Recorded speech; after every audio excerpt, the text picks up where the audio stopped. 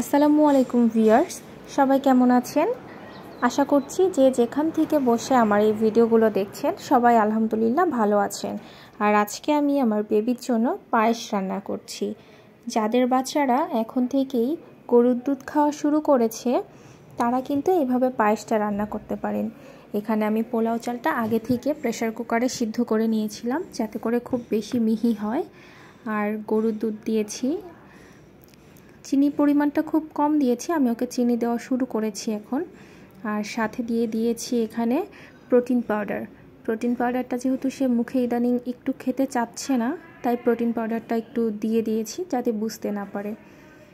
আর রান্নার শেষে সর্বশেষ আমি এখানে দিয়ে দিচ্ছি ঘি।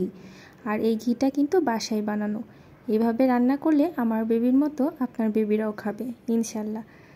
আর সবাইকে জানাচ্ছি অনেক অনেক শুভকামনা। আল্লাহ হাফেজ।